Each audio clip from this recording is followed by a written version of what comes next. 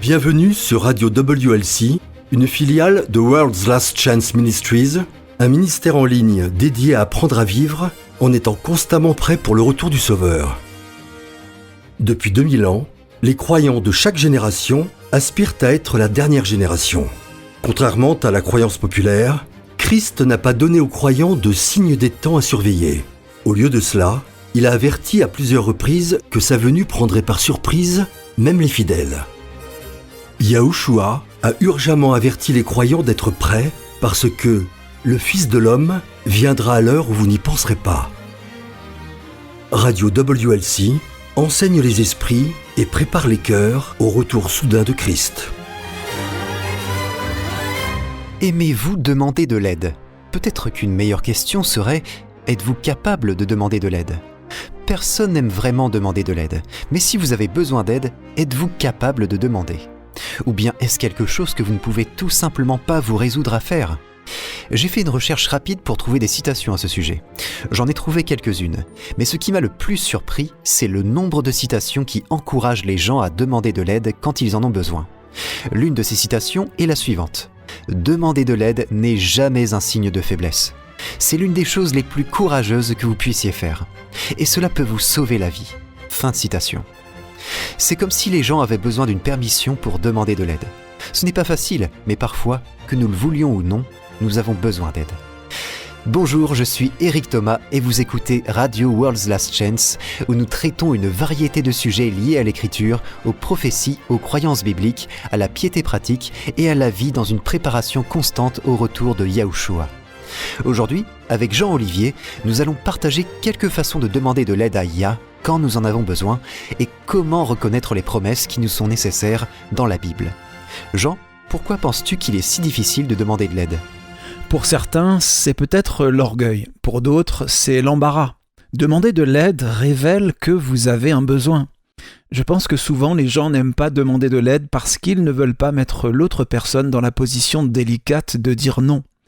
Et si, quand vous étiez enfant, votre parent ou la personne qui s'occupait de vous ridiculisait quand vous aviez besoin d'aide, vous devenez ou deviendrez probablement un adulte qui n'aime pas demander de l'aide. Alors, si vous êtes dans cette situation, essayez de comprendre d'où ça vient. C'est bien d'être indépendant et autonome, mais la vérité, c'est que nous avons tous besoin d'aide de temps en temps. Ça ne nous enlève pas notre valeur. Ça fait juste de nous des êtres humains. C'est ça. Et il est important de pouvoir demander de l'aide parce que Yah ne forcera jamais notre volonté. Bien sûr, dans le Sermon sur la montagne, Yahushua a dit que le Père fait pleuvoir sur les justes et les injustes, mais Yah est très poli. Il ne forcera jamais notre volonté. Si nous avons besoin d'aide ou si nous voulons une aide spécifique, nous devons la demander. Il peut faire plus en réponse à la prière qu'il ne le pourrait autrement. Dirais-tu que si j'ai du mal à demander de l'aide à un ami, j'ai probablement du mal à demander de l'aide à Yah ? Eh bien, à toi de me le dire. Est-ce que tu as du mal à demander de l'aide à un ami ? Et est-ce que ça se répercute sur le fait de demander de l'aide à Yah ? Oui, peut-être. Alors, que peut-on faire si on se trouve dans ce cas de figure où on ne veut pas demander de l'aide à Yah ? Eh bien, en ce qui me concerne, j'aime voir ça sous l'angle d'un enfant qui demande de l'aide. Il n'est pas nécessaire d'être parent pour voir un enfant dans le besoin et vouloir l'aider. Jody Gallos a écrit que son ami Bill conduisait en hiver dans une zone rurale de la Nouvelle-Angleterre. L'hiver en Nouvelle-Angleterre peut être très froid. Alors qu'il roulait, il a été choqué de voir une petite fille âgée d'environ 4 ou 5 ans debout sur le bord de la route. Elle était pieds nus et ne portait qu'une robe fine. Pas de manteau, ni bonnet, ni gants.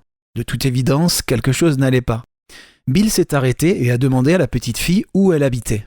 Il n'y avait pas de maison à proximité, mais elle a montré du doigt la direction au bout de la route. Bill a donc fait monter la petite fille dans sa voiture et l'a conduite à environ 500 mètres plus loin, jusqu'à la maison la plus proche.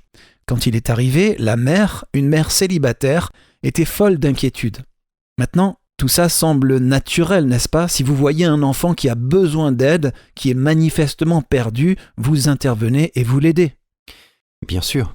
Mais la mère a raconté à Bill un peu de ses circonstances. Elle et sa fille louaient cette maison depuis quelques mois et la petite fille réussissait toujours à sortir parce que la porte d'entrée ne se verrouillait pas correctement.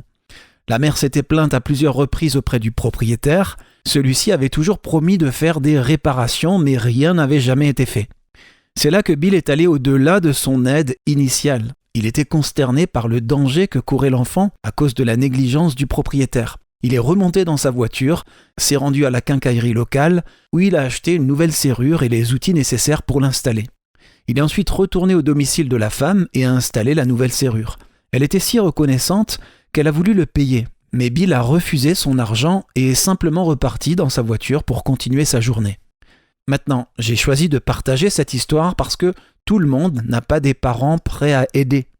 Je suis tenté de dire que certains ne devraient même jamais être parents, si c'est pour négliger terriblement leurs enfants.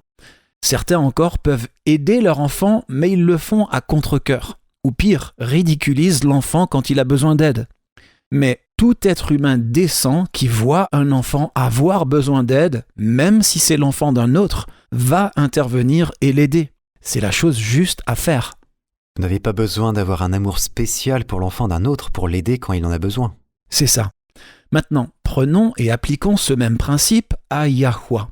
Il est notre Père. Nous sommes ses enfants. Ça peut sembler difficile à intérioriser pour ceux qui ont eu des parents abusifs ou négligents. Alors si c'est le cas pour vous, pensez qu'il est l'adulte, nous sommes les jeunes enfants. Vous pouvez avoir peur ou vous sentir gêné de demander. Vous pouvez avoir l'impression de ne pas mériter son aide, mais le fait même d'avoir un besoin est le seul critère nécessaire pour demander de l'aide. Tu peux le redire ? Votre besoin est le meilleur argument en faveur de votre demande de son aide. Vous avez besoin d'aide, demandez-lui. Il vous la donnera parce que c'est qui il est. Il est ce genre de parent aimant, bon et compatissant. Il veut que nous demandions de l'aide parce qu'il veut nous aider. Si on devait classer toutes les promesses de la Bible et les diviser par thème, je ne serais pas surpris que la catégorie des passages promettant de l'aide soit la plus nombreuse. Que nous dit Yah dans le psaume 50, verset 15 ? Il est dit « Invoque-moi au jour de la détresse, je te délivrerai et tu me glorifieras. » Encore une fois, Yah veut que nous allions à lui pour obtenir de l'aide. La mort de Christ à la croix a littéralement ouvert les réserves de trésors du ciel, qui n'attendent que notre demande d'aide. Passons à Hébreux 4 et lisons les versets 14 à 16. En lisant, remarquons le lien entre le sacrifice de Yahushua et les bénédictions qui nous sont offertes. Ainsi, puisque nous avons un grand souverain sacrificateur qui a traversé les cieux, Yahushua, le fils de Yah, demeurons fermes dans la foi que nous professons. Car nous n'avons pas un souverain sacrificateur qui ne puisse compatir à nos faiblesses. Au contraire, il a été tenté comme nous en toutes choses sans commettre de péché. Ok, c'est le contexte. Nous avons un grand prêtre qui peut compatir avec nous dans toutes nos luttes. Donc, à cause de cela, quelle est la conclusion ? Quel est le résultat d'avoir un grand prêtre qui peut compatir avec nous ? Verset 16. Approchons-nous donc avec assurance du trône de la grâce, afin d'obtenir miséricorde et de trouver grâce pour être secourus dans nos besoins, ou, dans notre temps de besoin, dans une autre version. La mort de Yahushua est la raison pour laquelle nous pouvons venir avec assurance auprès du Père et demander de l'aide, en ayant toute confiance qu'il nous entendra et nous aidera. Il y a tellement de promesses dans les Écritures qui montrent clairement la volonté du Père de nous aider, que je m'étonne que le fait de lui demander de l'aide soit en quelque sorte notre dernier recours. Ça devrait être notre première pensée quand nous avons besoin d'aide, pas la dernière réponse à laquelle nous avons recours quand tout le reste a été essayé et a échoué. Passons au psaume 118. Ce psaume s'ouvre sur ces magnifiques paroles « Louez Yahuwah, car il est bon, car sa miséricorde, ou son amour selon les versions, dure à toujours. » Lisons les versets 6 et 7, qu'est-il dit ? Yahuwah est pour moi, ou est avec moi selon les versions. Je ne crains rien. Que peuvent me faire des hommes ? Yahuwah est mon secours, et je me réjouis à la vue de mes ennemis, ou je regarde mes ennemis avec triomphe. Il est mon secours, ou dans une autre version, il est mon aide. Ça, c'est la confiance. Et cette confiance peut être la nôtre quand nous embrassons vraiment le fait que Yah veut nous aider. Il attend simplement que nous lui demandions.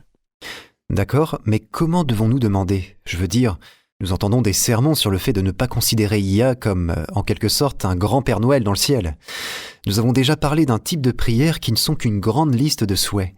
Y a-t-il des choses que nous devrions faire quand nous prions pour obtenir de l'aide ? Il y en a. Je veux garder du temps pour parler de choses spécifiques, de points de prière que nous pouvons utiliser quand nous prions. Mais de manière générale, il y a 4 choses à garder à l'esprit. Prier de manière spécifique, prier avec ferveur, prier au nom de Yahushua et revendiquer une promesse.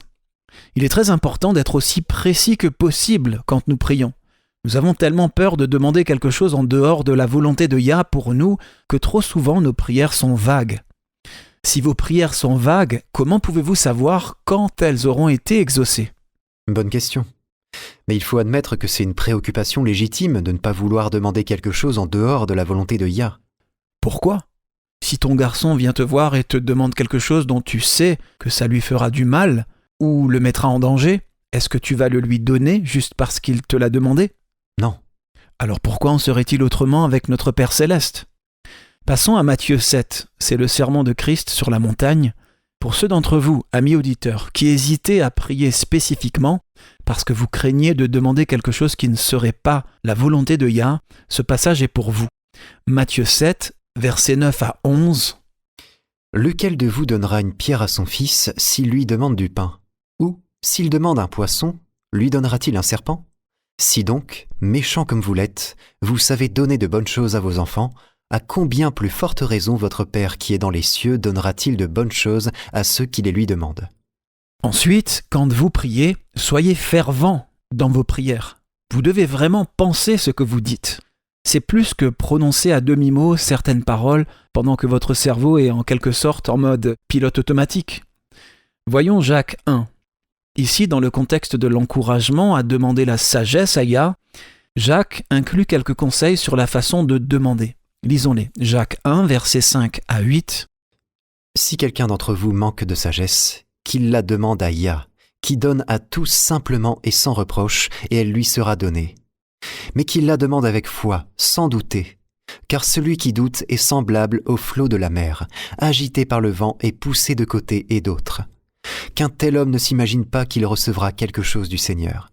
C'est un homme irrésolu, inconstant dans toutes ses voies. » C'est là qu'approcher du trône de la grâce avec confiance et audace entre en jeu. Ensuite, nous sommes invités à prier au nom de Yahushua. Alors faisons-le. Allons dans Jean 14. Que dit Yahushua au verset 12 à 14 ? En vérité, je vous le dis, celui qui croit en moi fera aussi les œuvres que je fais, et il en fera de plus grandes, parce que je m'en vais au Père. Et tout ce que vous demanderez en mon nom, je le ferai, afin que le Père soit glorifié dans le Fils. Si vous demandez quelque chose en mon nom, je le ferai. C'est là une promesse puissante. Il nous est dit que nous pouvons demander des choses au nom de Yahushua. Alors faisons-le. Nous pouvons aussi revendiquer les mérites de son sang pour pardonner nos péchés, pour ouvrir la voie à la réception d'une bénédiction. Et enfin, quand vous priez, réclamez une promesse. Il y a tellement de promesses dans les Écritures qui n'attendent que nous pour les revendiquer. Concentrez votre attention sur une promesse spécifique qui correspond à votre besoin. Quand vous avez une promesse spécifique sur laquelle vous pouvez vous concentrer, il devient plus facile de laisser votre foi saisir la promesse. C'est vrai. Nous allons faire une courte pause, mais à notre retour, j'aimerais aborder comment nous pouvons trouver une promesse qui correspond à notre besoin. Soyons précis. Très bien. À tout de suite. L'un des sujets les plus mal compris des Écritures est celui du sabbat. De nombreux chrétiens ont reçu l'enseignement selon lequel la loi, et donc le sabbat, aurait été clouée à la croix. Ils croient que ceux qui continuent à célébrer le sabbat du 7e jour sont des légalistes. Toutes ces suppositions passent complètement à côté de l'objectif principal du sabbat. Le sabbat n'est pas une corvée coûteuse, c'est un privilège. De plus, il existe des preuves bibliques que le sabbat sera encore célébré dans l'éternité. Rejoignez Eric et Jean alors qu'ils explorent ce que le sabbat signifie réellement pour les croyants d'aujourd'hui. Recherchez notre émission de radio précédemment diffusée intitulée « Le sabbat, l'éternel privilège de l'adoration ». Vous pouvez la retrouver sur notre site web ainsi que sur notre chaîne YouTube. Les catholiques croient que le pape est infaillible. Quand les chrétiens entendent cela, ils supposent que ça signifie que les catholiques considèrent le pape comme étant sans péché. Mais pour un catholique, être infaillible est différent d'être sans péché. Trop souvent, les protestants tentent de démontrer à leurs frères et sœurs catholiques que cette doctrine est erronée en soulignant les erreurs, voire le comportement mauvais, de nombreux papes du passé. Mais les protestants qui utilisent cette approche constatent que leurs paroles tombent dans l'oreille d'un sourd et ils se demandent pourquoi les catholiques semblent ne jamais reconnaître à quel point certains de leurs papes ont été vraiment mauvais. La raison en est simple. Alors que les protestants associent être infaillible à être sans péché, ce n'est pas le cas des catholiques. Bien sûr, un catholique ne va pas perdre son temps à essayer de réfuter un argument contre quelque chose qu'il ne croit de toute façon pas. Pour connaître la vérité sur la doctrine de l'infaillibilité papale et ce que la Bible dit à ce sujet, recherchez l'article intitulé « L'infaillibilité papale, ce n'est pas ce que pensent la plupart des protestants » sur worldslastchance.com.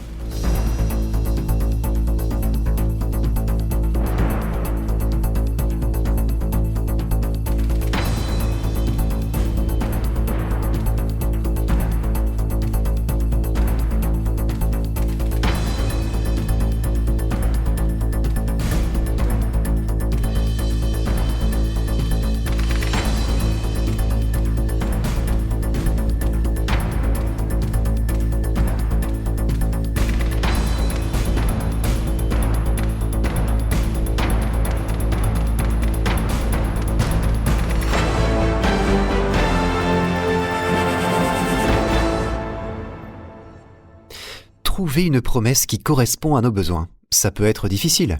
Oui, ce n'est pas toujours facile parce que nous avons peur de demander. Parfois, nous ne savons pas quoi demander.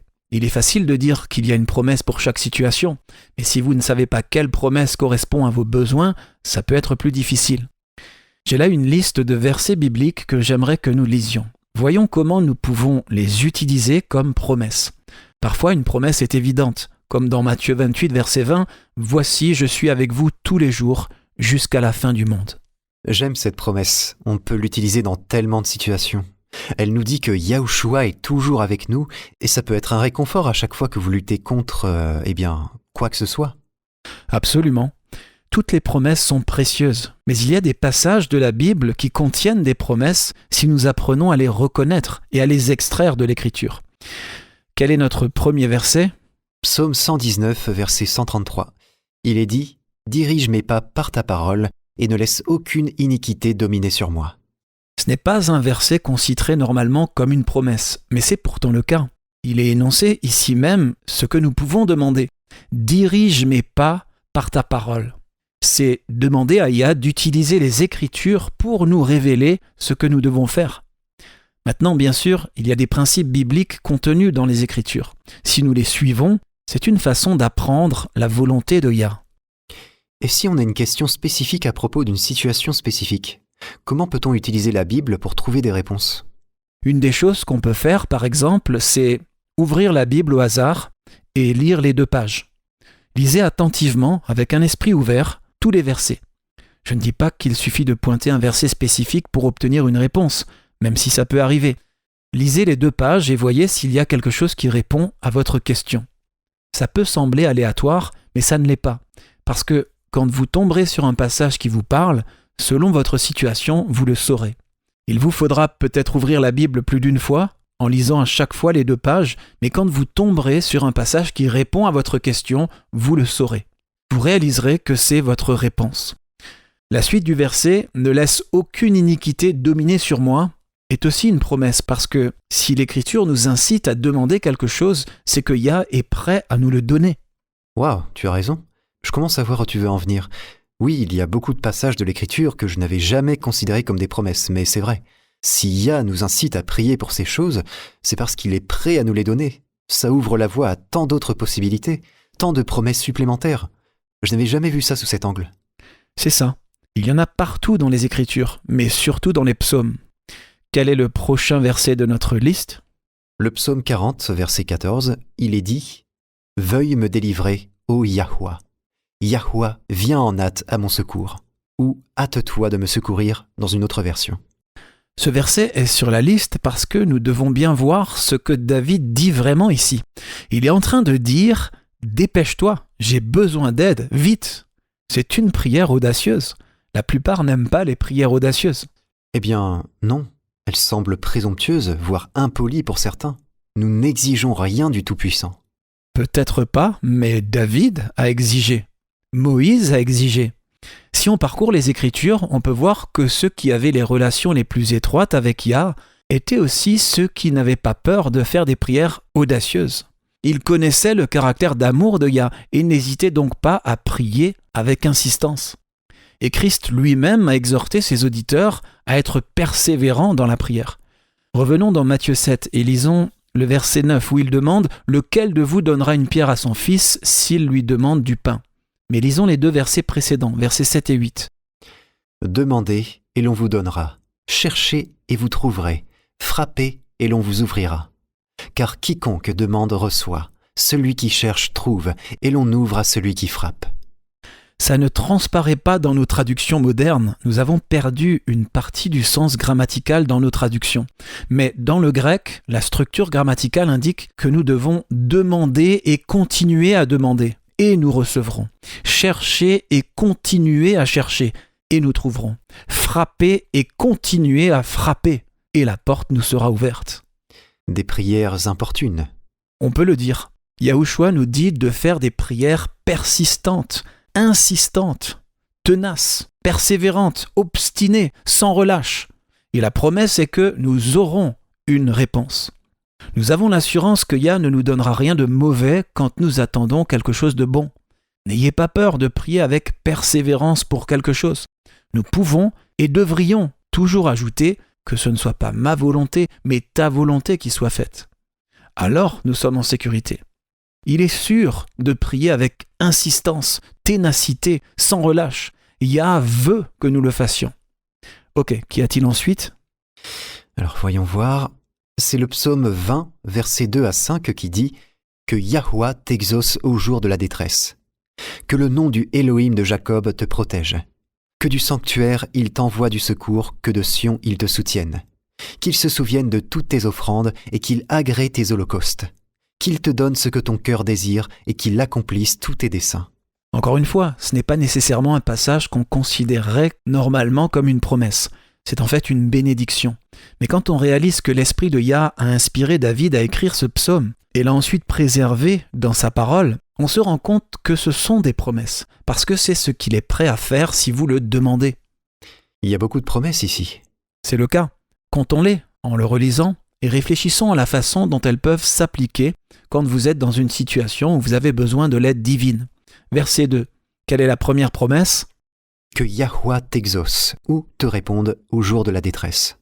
Maintenant que nous savons que c'est quelque chose que Yah est prêt à faire si nous le lui demandons, reformulons-le comme une déclaration. Yahwa t'exaucera au jour de la détresse. C'est juste. Quelle est la suivante ? Le nom du Elohim de Jacob te protégera ou te défendra dans une autre version. Voilà déjà 2 promesses, rien que dans le premier verset. Quelle promesse au verset 3 ? Encore une fois, formulons-les comme des déclarations parce que c'est ce que Yah nous montre qu'il est prêt à faire. Yah t'enverra du secours du sanctuaire ou de l'aide depuis le sanctuaire dans une autre version. Et Yah te soutiendra de Sion. Ce sont là des promesses puissantes. Peut-on imaginer un scénario dans lequel on ne pourrait pas les utiliser ? Non.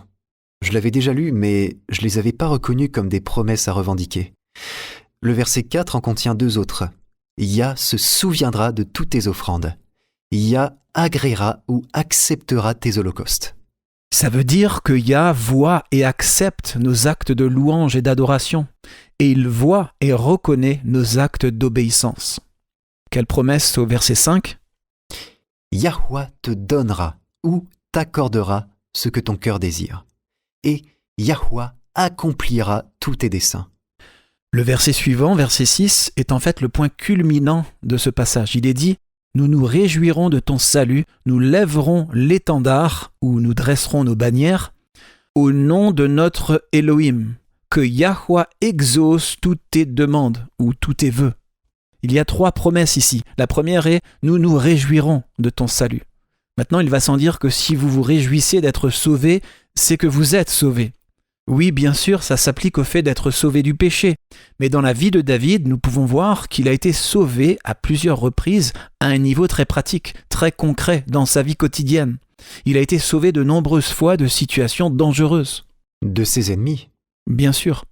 Autant de ses ennemis étrangers que ceux qu'il avait à l'intérieur du pays.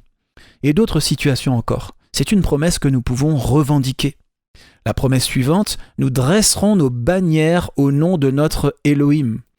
Comment utiliserais-tu cette promesse, Eric ? Eh bien, pour dresser nos bannières ou hisser l'étendard, il faut déjà avoir gagné contre ses ennemis, n'est-ce pas ? Quand vous êtes au milieu de la bataille, vous n'en avez pas l'occasion. Vous dressez vos bannières quand vous avez déjà gagné. C'est juste. Il faut être en sécurité. C'est une déclaration d'avoir été secouru. Il y a de nombreuses circonstances où cette promesse peut être utile. La dernière est encore une fois une bénédiction, que Yahweh exauce toutes tes demandes. Yahweh exaucera toutes tes demandes. Oui, quelle promesse puissante! Elle est reprise dans Matthieu 21, verset 22. Lisons-le. Tout ce que vous demanderez avec foi par la prière, vous le recevrez. Ou, dans une autre version, si vous croyez, vous recevrez tout ce que vous demanderez en priant. Nous savons que tout ce que nous demandons, en accord avec la volonté de Yah, nous le recevrons. C'est une promesse qui comprend toutes choses, qui peut s'appliquer à d'innombrables situations et luttes variées. J'aime les promesses qui s'appliquent à toutes choses, elles sont si utiles. Elles le sont. La suivante peut sembler étrange. C'est Matthieu 13, verset 15. Je ne vois pas trop comment en tirer une promesse. Il est écrit « Car le cœur de ce peuple est devenu insensible. Ils ont endurci leurs oreilles et ils ont fermé leurs yeux, de peur qu'ils ne voient de leurs yeux, qu'ils n'entendent de leurs oreilles, qu'ils ne comprennent de leur cœur, qu'ils ne se convertissent et que je ne les guérisse. » Ou dans une autre version, « Car le cœur de ce peuple s'est endurci. Ils n'entendent plus rien de leurs oreilles et ils ont fermé les yeux. Autrement, ils verraient de leurs yeux, entendraient de leurs oreilles, comprendraient avec leur cœur et se retourneraient, et je les guérirai. » Tu avais l'intention d'inclure ce verset ? Absolument. Je ne vois pas la promesse. Yahushua cite en fait Ésaïe ici. Cette situation existe parce que le peuple ne s'est pas tourné vers Yah pour qu'il puisse les guérir. C'est là la promesse. Yah est prêt à guérir tous ceux qui se tournent vers lui pour obtenir de l'aide. Que dit Jérémie chapitre 3 verset 22 ? « Revenez, enfants rebelles, je pardonnerai vos infidélités. » Ou dans une autre version, « Revenez, enfants égarés, et je guérirai vos égarements. » Voilà la promesse. Si nous nous tournons vers Yah, il nous guérira de tous nos égarements. Peu importe le nombre de fois où nous avons trébuché et sommes tombés, nous avons une nature déchue après tout. Yah comprend. Psaume 103 verset 14, car il sait de quoi nous sommes formés. Il se souvient que nous sommes poussière. Qui pourra observer parfaitement la loi divine tant qu'il a une nature déchue ? Romains 8, verset 7, « Car l'affection de la chair ou la pensée charnelle est inimitié contre Dieu, parce qu'elle ne se soumet pas à la loi de Yah et qu'elle ne le peut même pas. » Vous avez entendu ? Ce n'est pas qu'on ne veuille pas être soumis à la loi de Yah, c'est qu'on ne le peut pas avec une nature déchue. Mais ça ne veut pas dire que nous devons rester à l'écart quand nous trébuchons et tombons. Ça ne veut pas dire que nous ne pouvons pas ou ne devrions pas revenir à Yah après avoir échoué. C'est probablement la principale raison pourquoi les gens refusent de demander de l'aide. Ils ont demandé de l'aide par le passé et ils ont encore échoué. Alors maintenant, ils sont trop embarrassés, trop honteux pour demander de l'aide à nouveau. Je suis passé par là. C'est comme si je devais prouver mon repentir en résistant d'une manière ou d'une autre à la tentation un certain nombre de fois avant de pouvoir revenir à Yah. Mais est-ce que quiconque peut faire mieux, agir mieux, vivre mieux, être meilleur, loin de Yah ? Non. Notre seul recours est de courir vers lui. Il nous acceptera et il guérira tous nos égarements. Quelle est la suite ? Psaume 79, versets 9 et 10. Il dit « Secours-nous, Elohim de notre salut, pour la gloire de ton nom. Délivre-nous et pardonne ou efface nos péchés à cause de ton nom. Pourquoi les nations diraient-elles, où est leur Elohim ?» Ce passage est intéressant parce qu'il nous enseigne un argument très efficace à utiliser pour demander de l'aide, c'est-à-dire à cause de son nom. En d'autres termes, l'une des raisons que vous pouvez invoquer pour laquelle Yah devrait répondre à votre prière et vous aider, c'est pour le bien de sa propre réputation. Je me souviens avoir lu une fois que Yah se tient derrière toutes les promesses qu'il a faites. Si vous êtes chrétien, vous avez pris le nom de famille, pour ainsi dire, de Yahweh. La lettre aux Hébreux dit que Yahushua n'a pas honte de nous appeler frères. N'est-ce pas magnifique ? La parole de Yah promet de l'aide à tous ceux qui le cherchent. Donc pour lui, ne pas répondre, ne pas honorer ses promesses, serait nuire à son propre nom et à sa propre réputation. Et il ne fera jamais cela. C'est une perspective intéressante que je n'avais pas vue sous cet angle. Mais tu as raison. Quand quelqu'un promet quelque chose, s'il ne tient pas sa promesse, ça nuit à sa réputation. Cette personne devient connue comme n'étant pas digne de confiance. Je peux donc voir comment il est dans l'intérêt de Yah pour cette seule raison de toujours tenir ses promesses. Les auteurs de la Bible ont parfois pu dire des choses et exprimer des pensées que je ne suis pas sûr que j'aurais le courage de dire.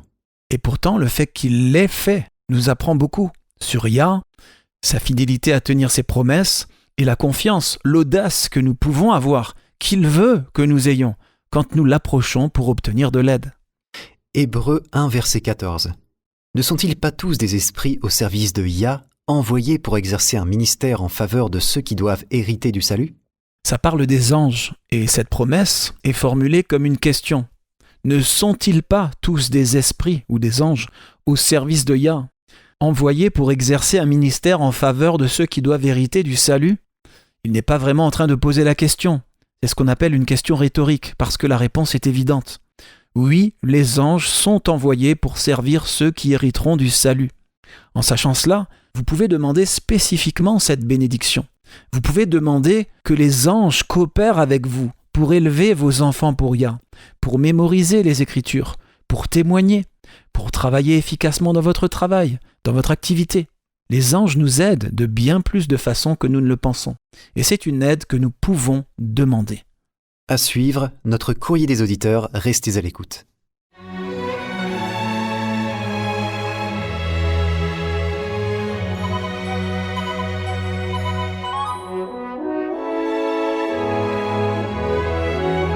Vous écoutez la radio World's Last Chance. Radio World's Last Chance enseigne les esprits et prépare les cœurs au retour soudain de Christ. Saviez-vous que vos paroles de louange sont précieuses pour le Père ? Malachie 3, verset 16 nous dit « Alors ceux qui craignent Yahweh se parlèrent l'un à l'autre. Yahweh fut attentif et il écouta, et un livre de souvenirs fut écrit devant lui pour ceux qui craignent Yahweh et qui méditent sur son nom. » Vos paroles de gratitude et de louange sont si précieuses que le Père les enregistre dans un livre. Alors exprimez votre amour et votre gratitude, souvent, et voyez votre foi grandir. La question d'aujourd'hui nous vient de Marseille. Mathéo nous écrit « Après avoir subi quelques pertes personnelles au cours de l'année dernière, je me débat vraiment avec un flot continu de pensées négatives. Ces pensées négatives augmentent mon anxiété et cette anxiété augmente à son tour les pensées négatives. C'est devenu comme un cercle vicieux difficile à briser. Avez-vous des suggestions sur ce que je peux faire à ce sujet ? C'est une bonne question. Quand des événements douloureux se produisent, il peut être très facile de glisser dans une spirale négative et difficile de s'en sortir. Mais il est important que nous en sortions. Comme Proverbe 23, verset 7 nous l'enseigne, « L'homme est tel qu'il pense dans son cœur. Tel il pense dans son cœur, tel il est. » Ou dans une autre version, « L'homme est comme les pensées de son âme. » Reconnaître l'impact que nos pensées ont sur nous-mêmes est le premier pas vers le changement. Et Mathéo est à cette étape. Il sait qu'il doit changer, mais il ne sait pas exactement comment. Alors, que faire ?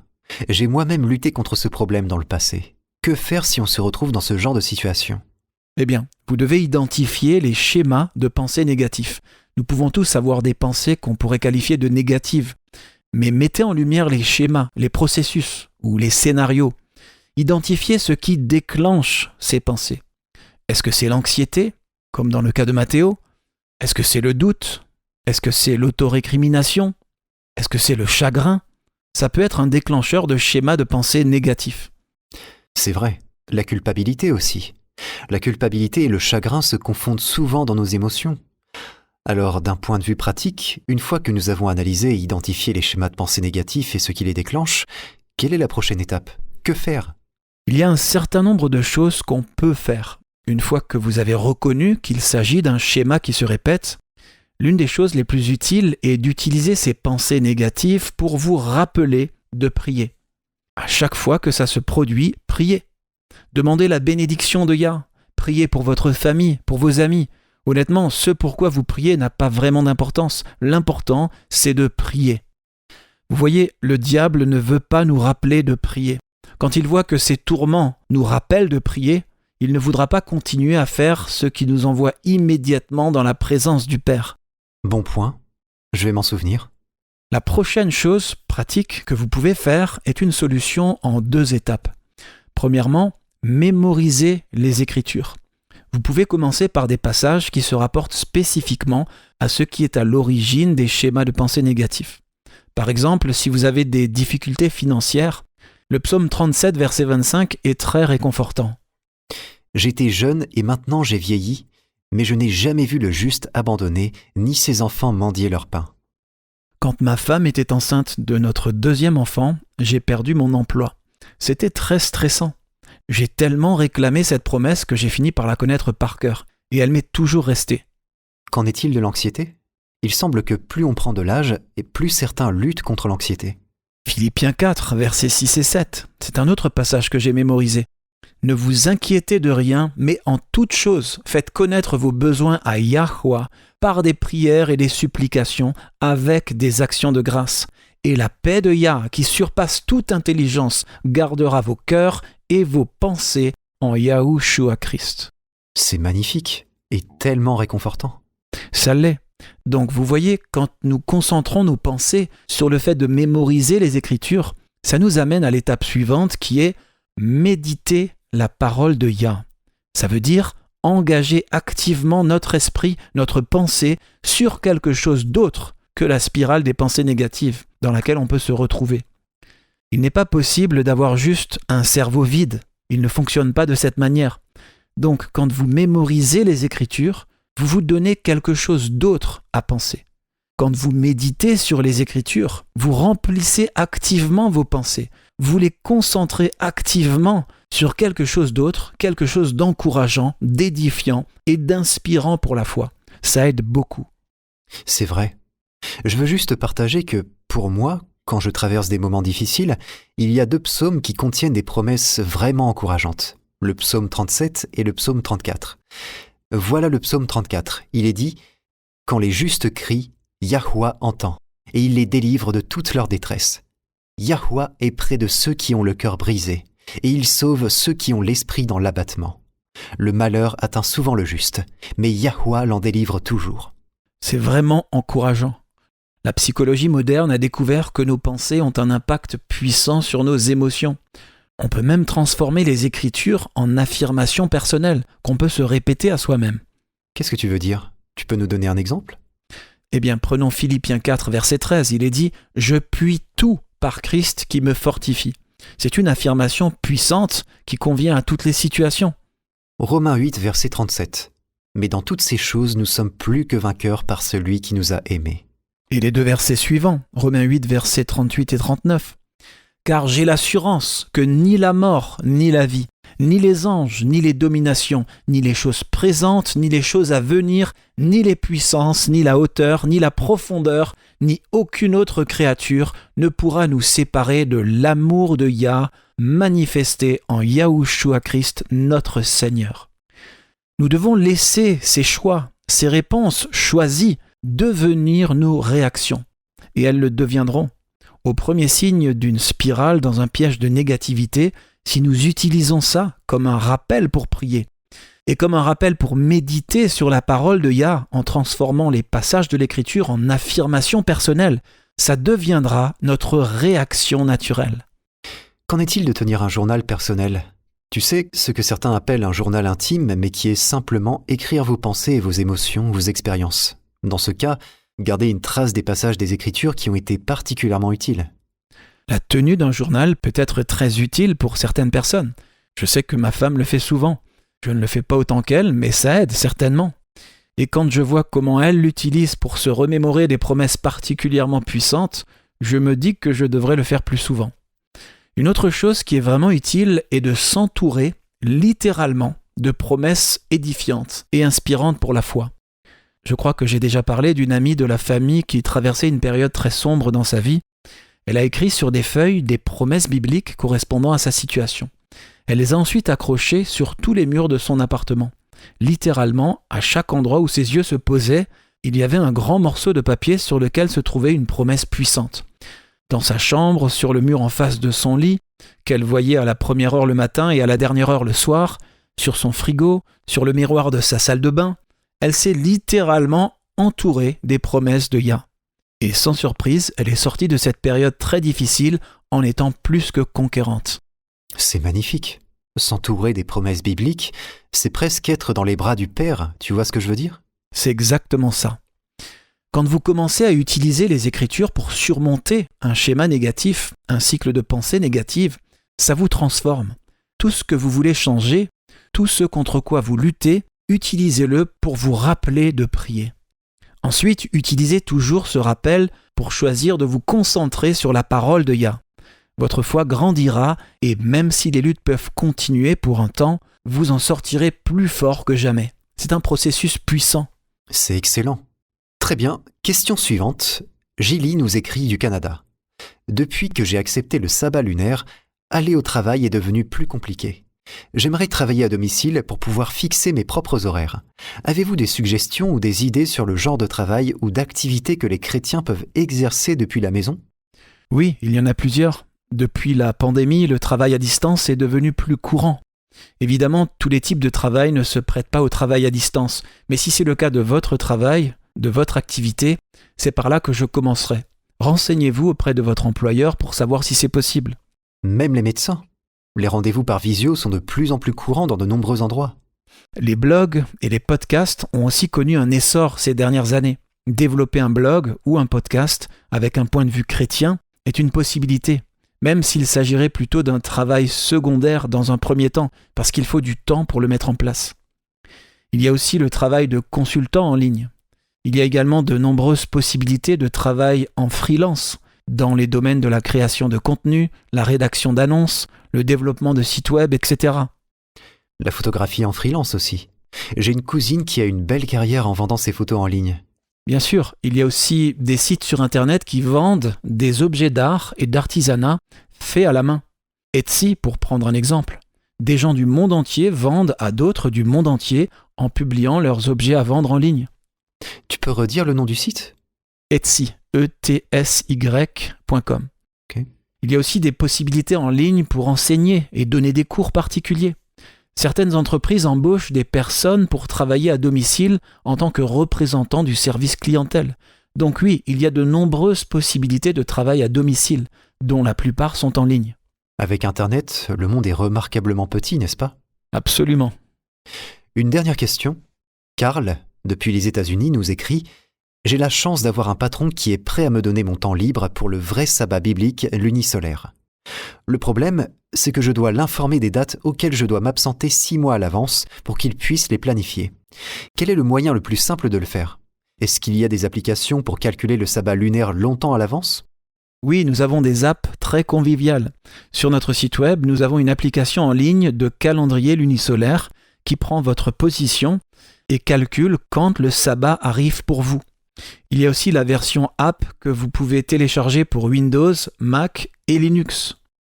Si vous voulez la télécharger sur votre téléphone, vous pouvez le faire pour vos appareils Android, à la fois sur notre site web et sur le Play Store. Si vous avez un appareil Apple, vous pouvez la télécharger sur notre site web ou sur l'App Store. Tous ces téléchargements sont gratuits. Oui, c'est le moyen le plus simple. Je voudrais aussi ajouter que, pour ceux qui veulent savoir comment le calculer eux-mêmes, il vous suffit d'aller sur notre site web worldslastchance.com et de taper dans la barre de recherche « Future date de conjonction ». Vous accéderez à des ressources qui vous seront très utiles. Si vous avez une question ou un commentaire, envoyez-nous un message. Il vous suffit d'aller sur notre site web et de cliquer sur « Contactez-nous ». Nous sommes toujours ravis d'avoir de vos nouvelles. À suivre, Élise Blanc avec votre promesse quotidienne. Restez à l'écoute.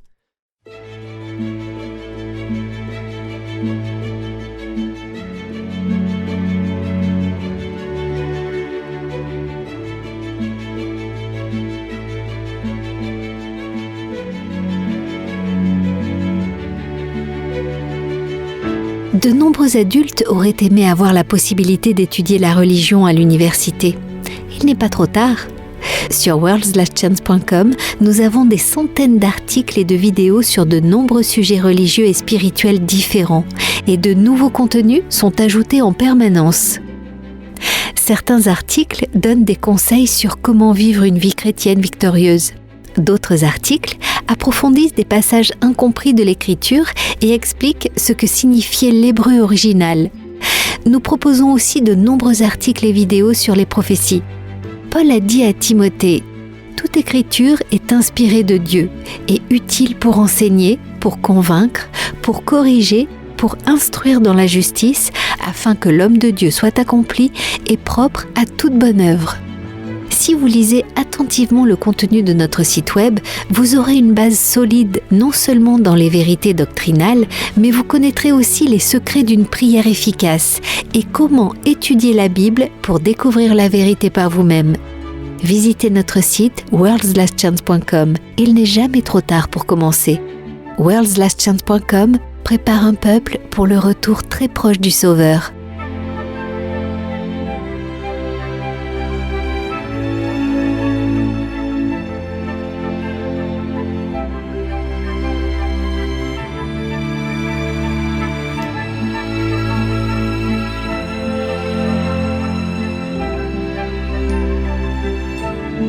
Entendre comment Yahweh a béni les autres est toujours un merveilleux encouragement. Avez-vous une expérience ou un témoignage qui pourrait encourager et bénir les autres? Nous serions ravis de l'entendre. Visitez notre site worldslastchance.com. Votre foi sera renforcée en lisant l'expérience d'autres personnes qui ont choisi de suivre la vérité, et votre propre témoignage peut renforcer la foi des autres. worldslastchance.com. Nous nous réjouissons avec vous des meilleures délivrances de Yahweh dans votre vie.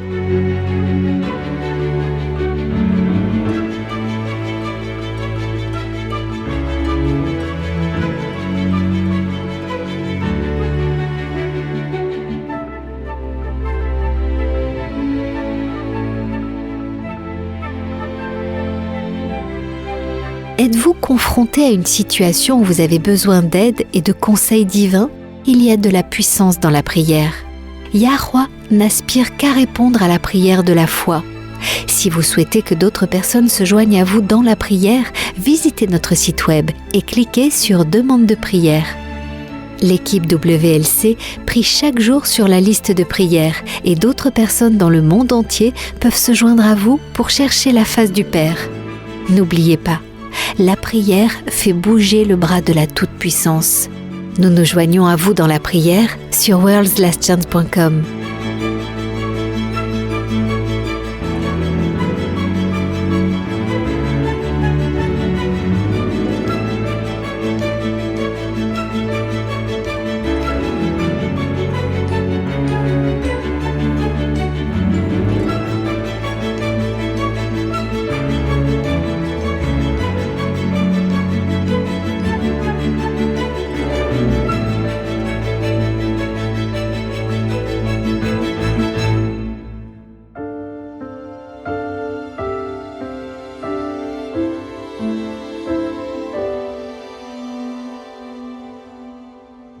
Vous écoutez Élise Blanc pour votre promesse quotidienne de la parole de Yah.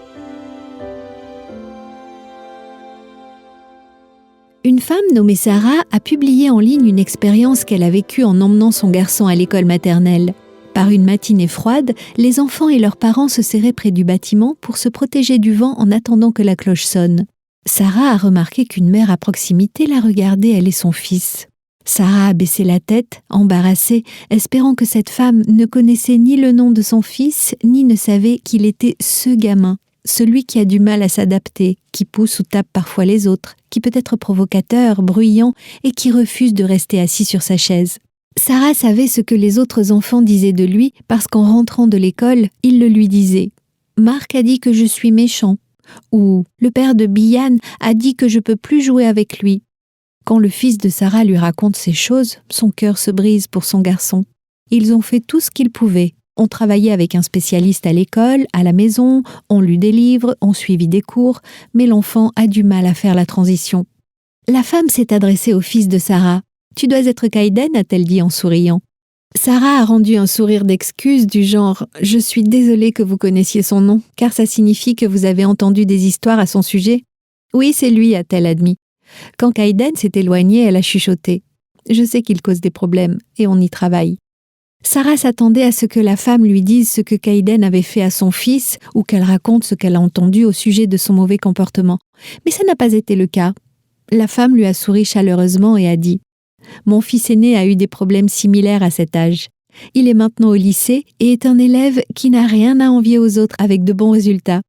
Je sais que c'est difficile en ce moment, mais vous faites tout ce que vous pouvez. Il s'adaptera et ça deviendra plus facile. » Les yeux de Sarah se sont remplis de larmes. Il aurait été si facile pour l'autre mère de la critiquer, la blâmer ou répéter toutes les mauvaises choses qu'elle avait entendues à propos de son fils. Mais elle ne l'a pas fait. Au lieu de cela, elle l'a encouragé et lui a donné de l'espoir. Elle a fait preuve de grâce et de bienveillance et lui a fait savoir qu'elle avait un allié en la personne d'un autre parent. La compassion et la compréhension qu'elle a reçues ont donné de la force à Sarah ce jour-là. Il est si facile de trouver des défauts aux autres, mais quand nous faisons cela, nous rejoignons Satan en étant un accusateur des frères. Quand nous encourageons et élevons les gens, nous coopérons avec Yahushua pour attirer les âmes à Yahweh. Le psaume 73, verset 26 nous dit « Ma chair et mon cœur peuvent se consumer. Yahweh sera toujours le rocher de mon cœur et mon partage. » Nous avons reçu de grandes et précieuses promesses. Réclamez-les dès maintenant.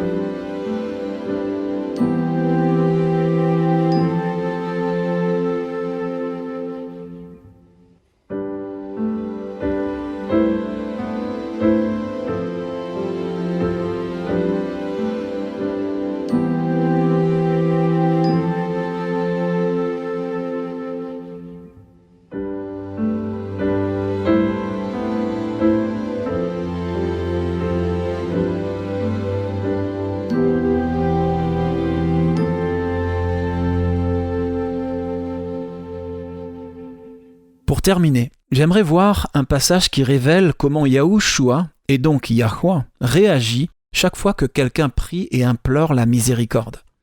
Tournons-nous vers Matthieu 20. J'ai toujours aimé ce passage parce qu'il montre que la réaction instantanée de Yahushua, et donc du Père, est toujours la compassion. Matthieu 20, commençons par le verset 29. Lorsqu'ils sortirent de Jéricho, une grande foule suivit Yahushua.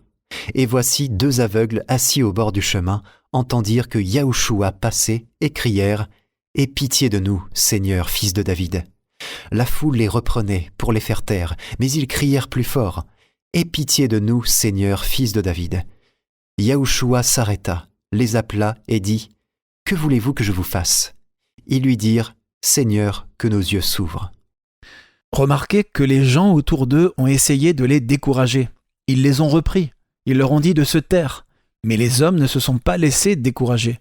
En fait, au verset 31, il est dit qu'ils ont crié plus fort. Quand vous avez besoin de l'aide d'en haut, amis auditeurs, ne laissez pas les doutes et le manque de foi des autres vous décourager de prier et de demander de l'aide. En fait, laissez leurs paroles vous inspirer à prier encore plus. Alors que s'est-il passé ensuite, verset 34 ? Émus de compassion, Yahushua toucha leurs yeux et aussitôt ils recouvrèrent la vue et le suivirent. Yahushua a eu compassion d'eux.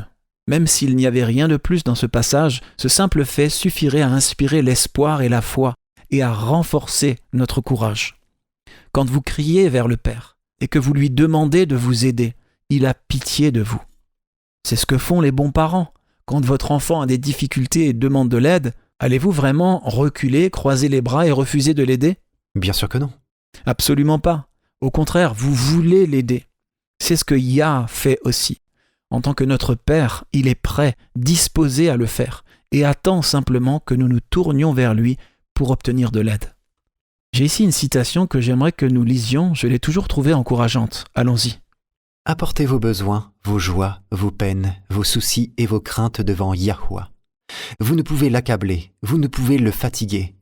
Celui qui compte les cheveux de votre tête n'est pas indifférent aux besoins de ses enfants.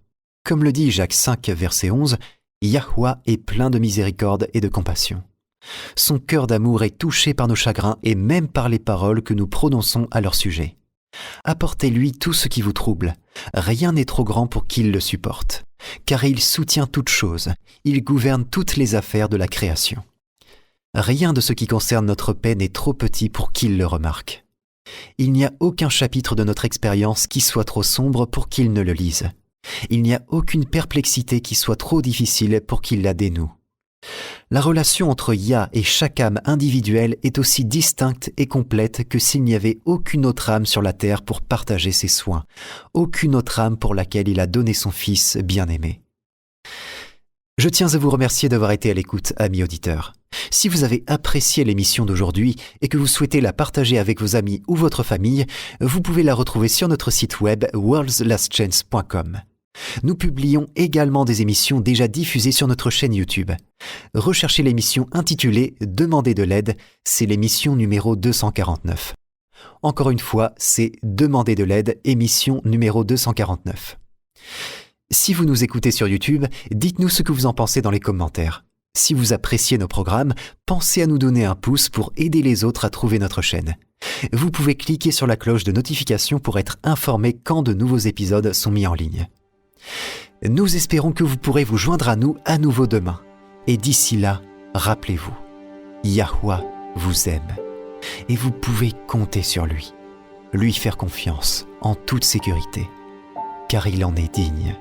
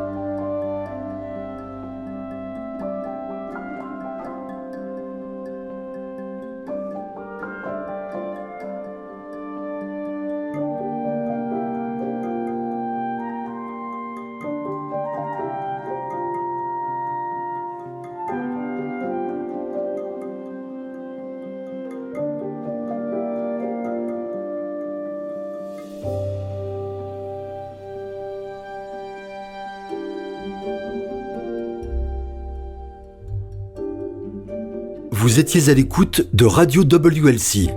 Cette émission, ainsi que les épisodes précédents de Radio WLC, peuvent être téléchargés sur notre site web. Elles sont parfaitement appropriées pour être partagées avec des amis et pour des études bibliques. Elles sont également une excellente ressource pour ceux qui adorent Yahuwah, seul à la maison. Pour écouter les émissions déjà diffusées, visitez notre site web worldslastchance.com. Cliquez sur l'icône Radio WLC affichée sur notre page d'accueil. Dans ses enseignements et ses paraboles, le Sauveur n'a pas donné de signe des temps à surveiller. Au lieu de cela, l'idée maîtresse de son message était une vigilance constante. Rejoignez-nous demain pour un autre message rempli de vérité, alors que nous explorons divers sujets centrés sur le retour du Sauveur et comment vivre en étant constamment prêt à l'accueillir chaleureusement quand il viendra. Radio WLC enseigne les esprits et prépare les cœurs au retour soudain de Christ.